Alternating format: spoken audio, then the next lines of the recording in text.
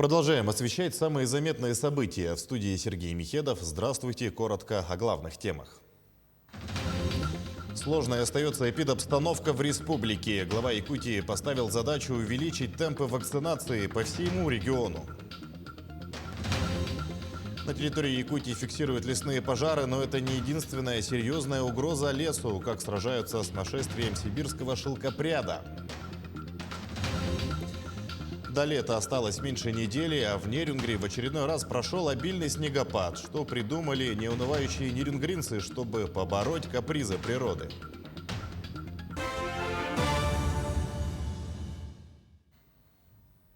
Задержан заместитель министра сельского хозяйства республики Василий Афанасьев. По информации Следкома, он обвиняется в получении взятки в особо крупном размере и злоупотреблении должностными полномочиями.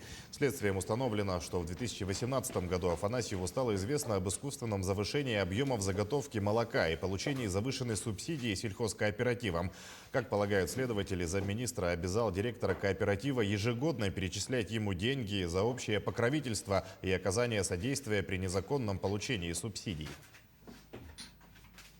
По данным следствия, за период с 2018 по 2021 годы замминистра получил от директора предприятия взятку в общей сумме свыше 1 миллиона 100 тысяч рублей.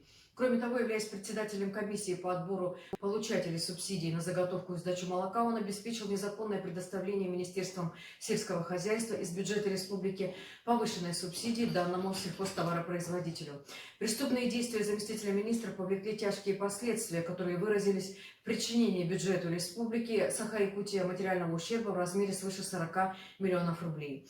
В настоящее время в рамках расследования проводятся следственные и оперативные мероприятия, направленные на сбор и закрепление доказательственной базы. По месту работы и жительства замминистра проведены обыски, осуществляются допросы, осмотры и иные процессуальные мероприятия. Он задержан, допрошен, ему предъявлено обвинение. В ближайшее время ему будет избрана мера пресечения. Глава региона поставил задачу увеличить темпы вакцинации по всей Якутии. Айсен Николаев провел совещание республиканского оперштаба с участием глав муниципальных образований и городских округов. Отмечено, что эпидситуация в республике остается сложной, продолжается рост заболеваемости коронавирусом, не уменьшается число тяжелых случаев и не прекращаются летальные исходы. Глава особо обратил внимание на выявление заражений в северных районах, которые долгое время оставались чистыми от ковид.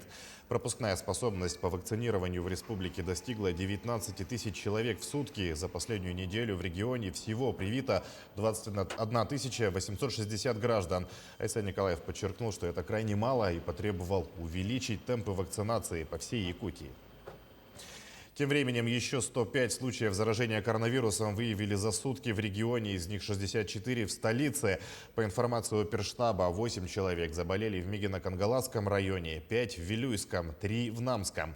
Также по 4 заражения фиксируют в Амгинском, Усть-Алданском, Сунтарском и Оленёкском районах.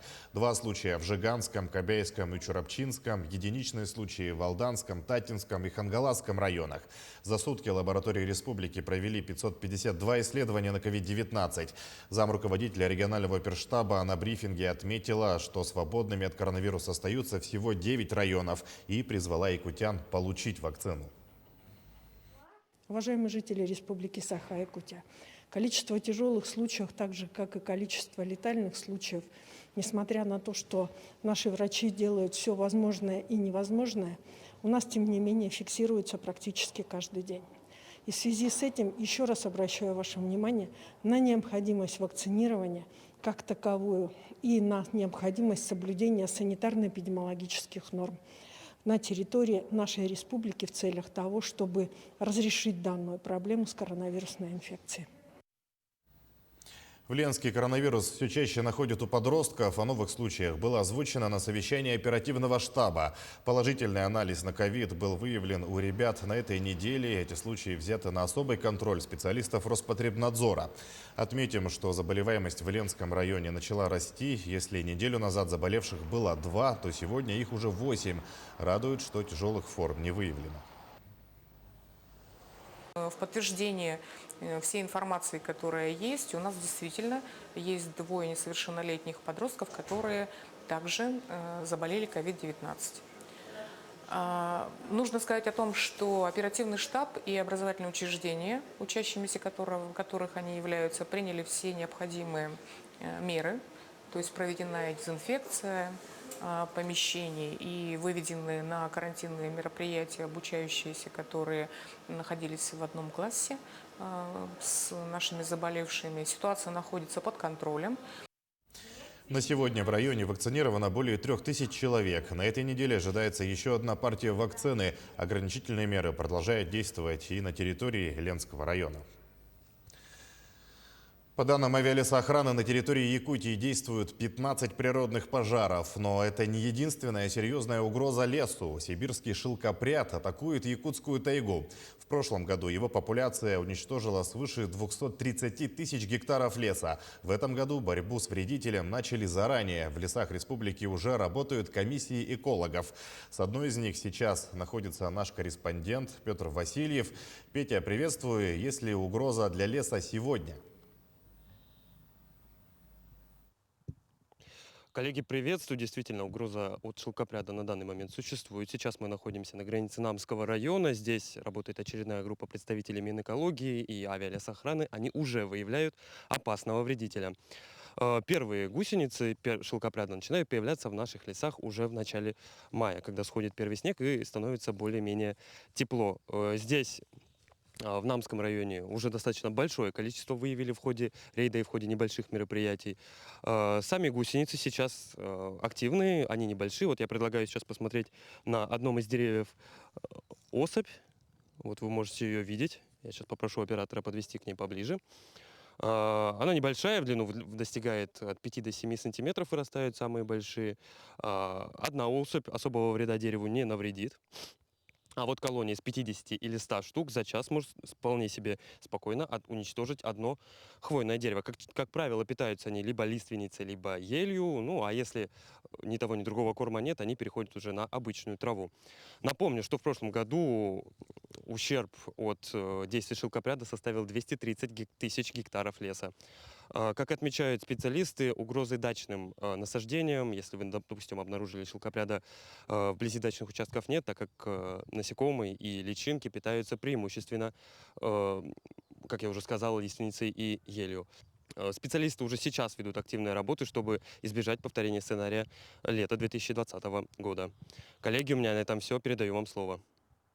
Петя, спасибо за информацию, а мы идем далее. В 3,5 раза до 2027 года может вырасти кадровая потребность региона в специалистах. Вопросы развития среднего профобразования в России рассмотрела рабочая группа комиссии Госсовета. В заседании в режиме ВКС принял участие глава Якутии, руководитель рабочей группы по направлению среднее профобразование.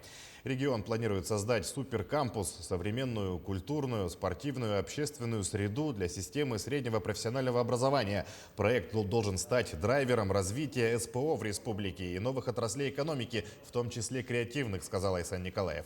В настоящее время система высшего и среднего профессионального образования готовит 7,5 тысяч специалистов в год. Согласно прогнозу, кадровая потребность Якутии до 2027 года возрастет почти в 3,5 раза до 27 тысяч специалистов в год.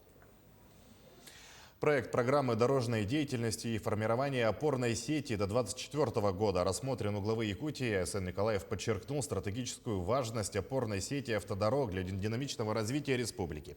Общая протяженность планируемых к реализации автомобильных дорог с плановым вводом до 2024 года после строительства, реконструкции или капитального ремонта составит 2223 километра. На эти цели необходимо почти 195 миллиардов рублей. Планируется ввод нескольких мостовых переходов. Большие объемы работ запланированы по городу Якутску. Глава региона отметил необходимость четкого определения приоритетных объектов и подчеркнул особую значимость расширения Покровского тракта с учетом строительства мостового перехода через Лену. Реконструкция данного участка необходима для обеспечения эффективной транспортной развязки.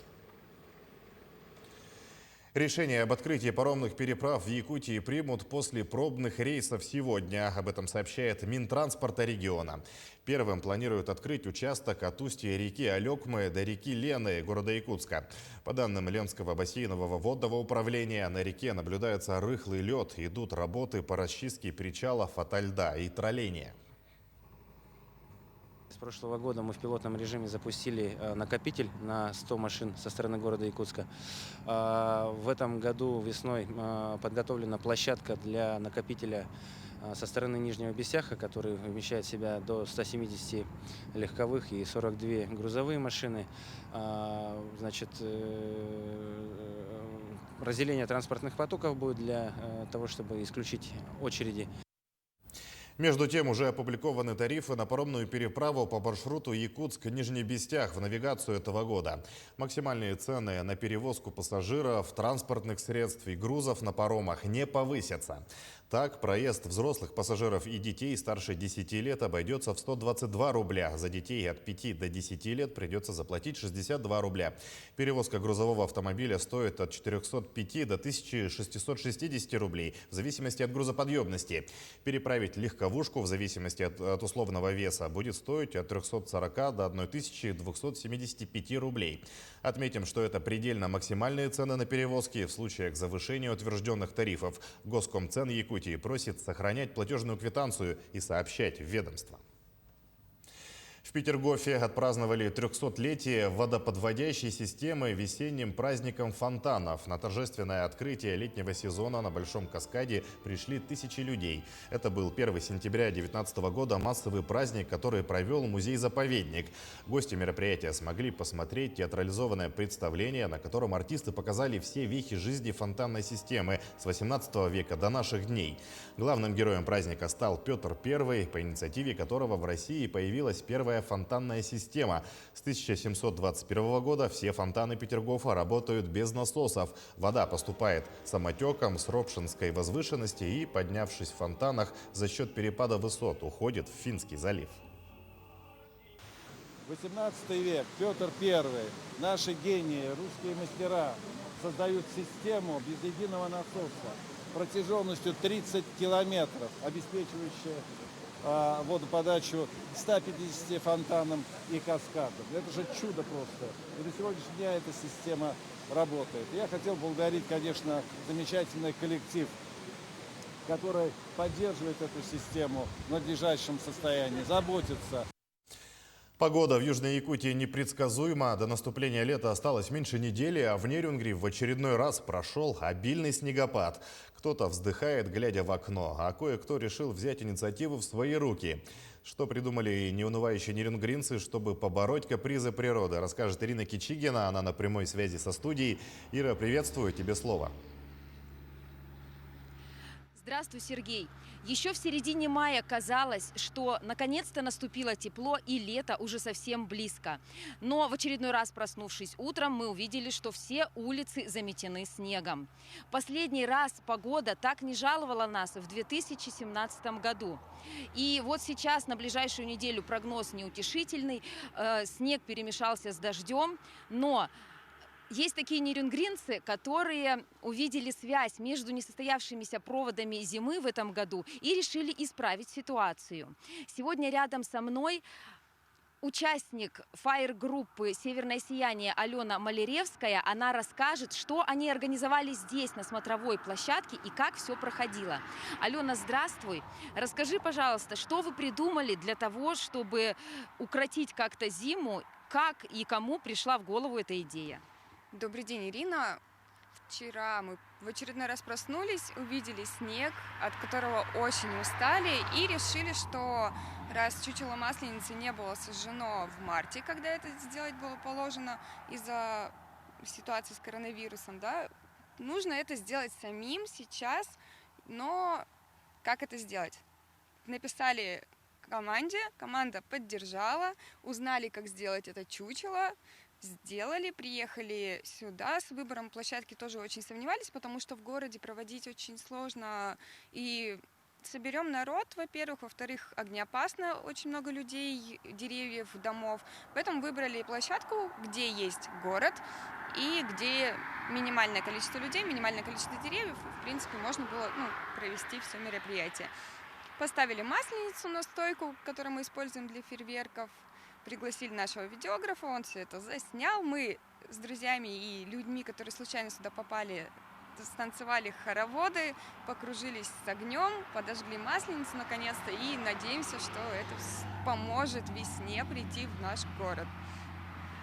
Спасибо, Алена. Мы тоже на это очень надеемся и думаем, что все-таки после того, как соблюдены все ритуалы, лето к нам придет вовремя. Сергей? Ира, спасибо, но мы тоже надеемся, что такой оригинальный способ поскорее поможет снегу в Нерюнгри растаять. Ну а к этому часу у меня вся информация. Оставайтесь с нами.